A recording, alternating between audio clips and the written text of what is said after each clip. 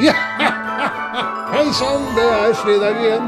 Ja, i mange år, dere, så har julenissen har tatt vare på en god del slike Donald-blader, og jeg har samlet de i permer, slik at det ligger trygt for ettertiden. Og akkurat i desember så har de juleutgavene. Ja, skal vi se. Hva?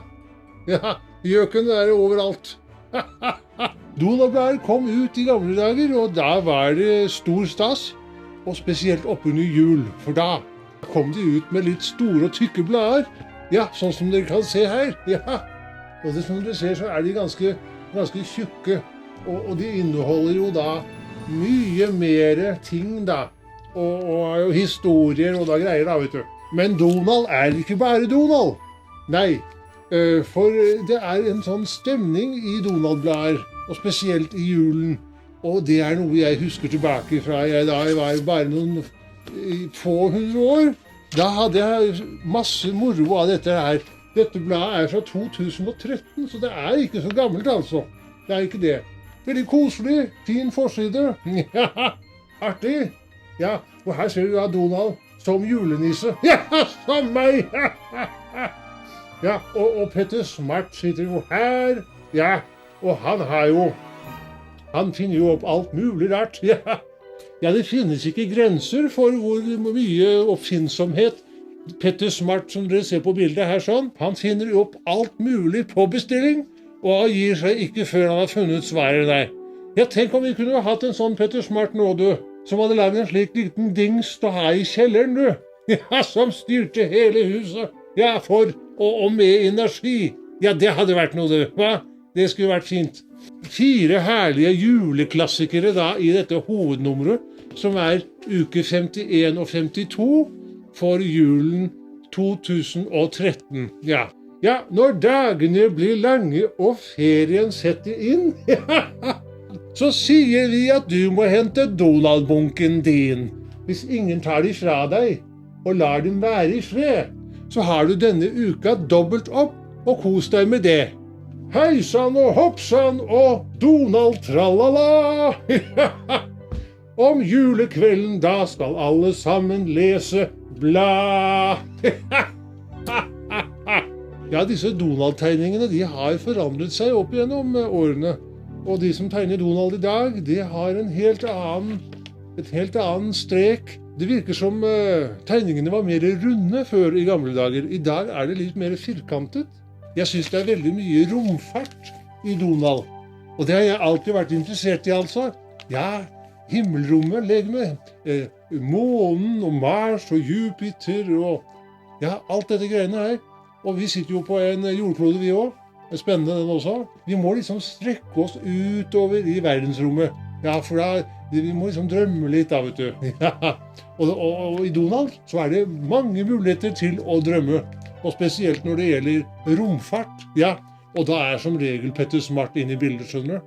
Han finner på det utroligste, og klarer å finne opp alt mulig på bestilling. Ja, også så raskt. Ja, og det er jo det som er så fint med Donald, at man kjenner seg igjen i alt det som foregår her. Ja, og språket er lett og hyggelig å lese, og veldig fint. Og så lærer man altså litt også. For i alle Donald-blader så er det noen sånne rare ting som det går an å lære seg. Ja, sånn som dette her. Ja, og så kan man lære trylletriks også. Det er masse morsomt inni her. Ja, snart er det jo Halloween. Og da pleier man å feire det med kalkun. Man må jo da ta fjærene av kalkunen. Og her er det altså en som har gjort det veldig raskt, som det står om her. Verdens raskeste kalkunplukker. Han fjerner altså fjærene fra kalkunen før den stekes. Og han heter altså Vincent Pilkington fra Cooter Hill. Dette er en kar altså som bor i Irland. Jeg har plukket altså alle fjærene fra en kalkun på 1 minutt og 30 sekunder. Ja, på riksdekkende fjernsyn. Og i Dublin, Irland, den 17. november i 1980. Og da står altså sannsynligvis den rekorden ennå. Det er fort det! Da skal det gå unna altså. Donald er morsomt, det er lærerikt, og det er rett og slett gøy. Så det er bare å ta for seg gamle Donald-blader igjen. Jeg synes man kan lese sånne Donald-blader om og om igjen. Jeg synes dette er veldig hyggelig. Uke 52 er Jule-Donald, og der ser dere altså et eksemplar der sånn. Og det er altså fra 2020, så det er altså ikke så gammelt. Nei, men det kan være gamle historier. Det kan være gamle historier, det kan være gamle forsider, og det er litt av hvert her. Ja, og til jul så vil jo alle hjem og feire jul, ikke sant? Og det er veldig hyggelig da man liksom går og venter på at snart skal jeg reise hjem til jul. Det skrives også om i Donald i denne fortellingen her. Som dere ser her.